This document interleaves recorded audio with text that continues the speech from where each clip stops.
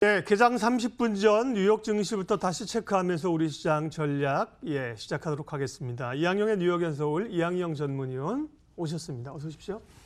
어제는 그래도 좀 제법 조금 시원하게 올랐는데요. 미중 무역 협상이 재개될 것이라는 소식이 긍정적인 뉴스였나요? 네, 맞습니다. 블룸버그에서 다음 주에 미국과 중국 간의 무역 협상이 이제 재개될 거라는 얘기를 보도를 하면서요. 그런 기대감이 주시장을 좀 다시 어저께 이어서 좀 상승하는 힘을 보여주었습니다. 역시 실적이 바탕이 되는 것이 역시 힘을 보여준 그런 하루였다고 보셔야 되겠고요. 오늘 장 시작 전에 발표한 기업들 그리고 장 마감 후에 실적을 발표한 기업들이 거의 대부분이 예상 매출 이익 모두 좋았고요. 대부분의 경우 어닝 가이던스까지 오늘 상향시키는 모습을 보여줬습니다. 대표적인 주식은 역시 코카콜라가 되겠는데요. 예상을 넘는 매출 이익 나왔고 역시 어닝 가이던스를 올리면서 주가 오늘 무려 6%나 올라갔습니다. 이게 엄청 무거운 주식인데요. 6%까지 올라가면서 특히 이제 그동안에 뭐 이게 잘 되겠냐 하겠던 슈가 제로 라인이 있습니다. 쉽게 얘기해서 무가당가 칼로리가 거의 없는 것들인데요. 이쪽 라인이 오늘 두 자릿수 이상 증가했고 앞으로도 이쪽 괜찮을 것 같다 얘기가 나오면서 오늘 주가가 이제 사상 최고가를 기록한 모습을 보여주었고요. 그 외에 유나이티드 테크놀로지, 로키드 마틴 모두 이제 방위 산업 쪽인데 이쪽 모두 긍정적인 가이던스까지 나왔습니다. 그리고 장 마감 후에 나온 실적을 발표한 대표적인 것이 비자라든가 치폴레, 그러니까 멕시칸 레스토랑 업체인데요. 치폴레 같은 거 많이 올라갔고요. 비자 같은 시간에 약간 조정 보이고 있으나 전년 동기 대비 결제 건수 있지 않습니까? 결제 건수가 두 자릿수가 또 늘어났습니다. 이런 것들을 여전히 주시장에 좀 긍정적인 모멘텀으로 잡을 것 같습니다. 한편 오늘 정규장에서는 역시 가장 힘을 발휘했던 건 역시 기술주입니다. 특히 기술주는 반도체를 중심으로 올해 들어서 가장 많이 올라간 거 되겠는데요. 기술주 섹터가 이번 달 들어서도 4.6% 올라가고 올해 들어서 31.7% 올라가면서 사상 최고가를 오늘도 이제 마감했고요. 반도체 지수 어제도 말씀드렸다시피 필라델피아 반도체 지수는 7월 들어서도 7.2%, 올해 들어 35.2% 사상 최고까지 다시 근접하는 모습을 보여주면서 오늘 시장도 끌고 가는 건 사실인데요.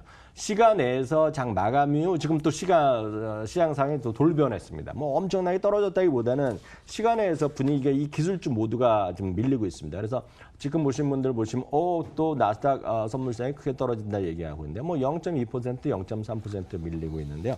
이게 왜 그러냐면 법무부에서 벌써 한 5월 초에 처음 나왔던 얘기가 이제 반독점에 대한 조사가 일어났죠. 그래서 빅테크 기업들, 큰 기술주가 이제 쉽게 얘기해서 아마존 얘기하는 거죠. 페이스북 얘기하죠. 구글 얘기하죠. 애플, 마이크로소프트까지 얘기하면서 이거들에 대한 조사를 이제 법무부에서 한다는 얘기 많이 들으셨을 텐데 그때 이제 5월 초에 급락했던 시기가 바로 그 시기인데요.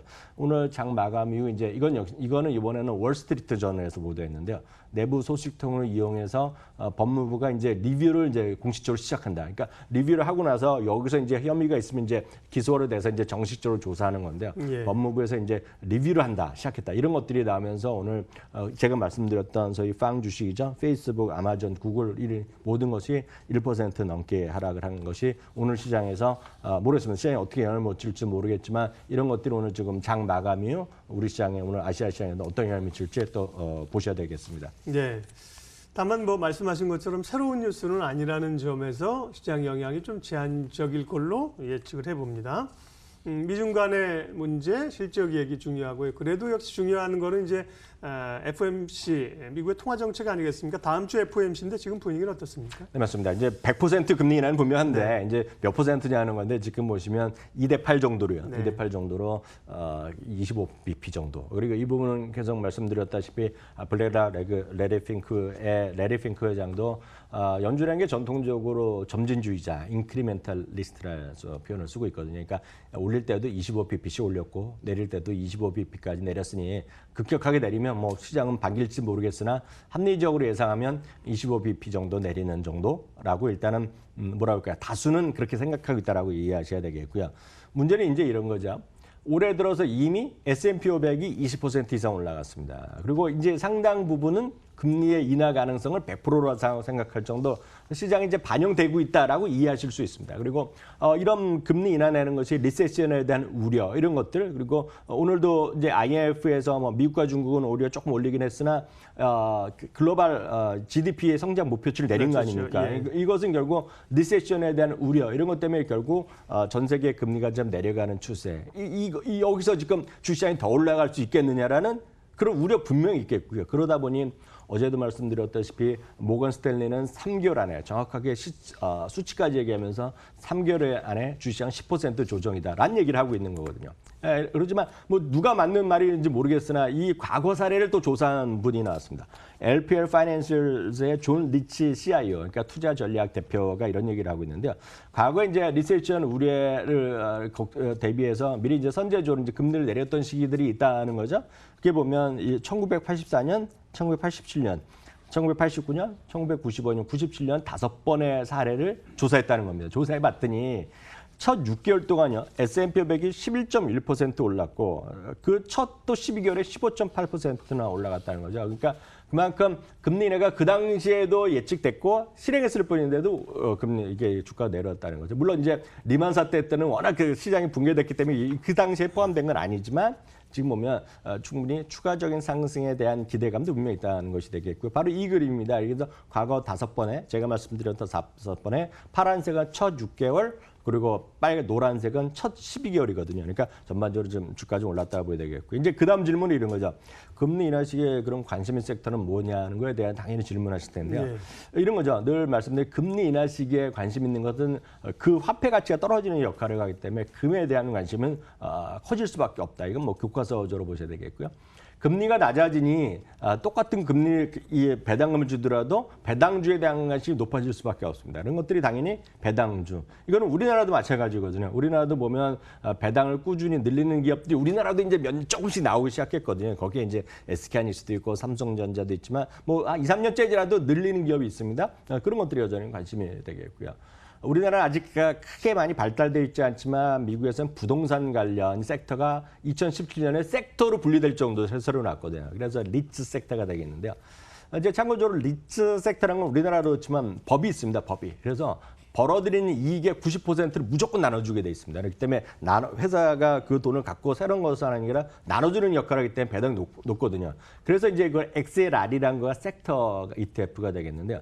최근에 1년 동안 파란색인데 어찌됐건 S&P 500이 1년만 보면 훨씬 더 많이 올라가는 모습을 보여줬고요. 그러니까 위에가 이제 부동산 네, ETF입니까? 맞아요. 그리고 이 ETF는 여러분들 사실 수 있고 흥미로운 것은 주가 자체가 37.12달러입니다. 지금 오늘 새벽에. 그러니까 이거를 한국 돈으로 보면 4만 원 좀 넘나요? 그러니까 여러분들 4만 원만 있으면 그냥 여러분들이 미국에 부동산에 투자하는 거랑 효과가 똑같고요.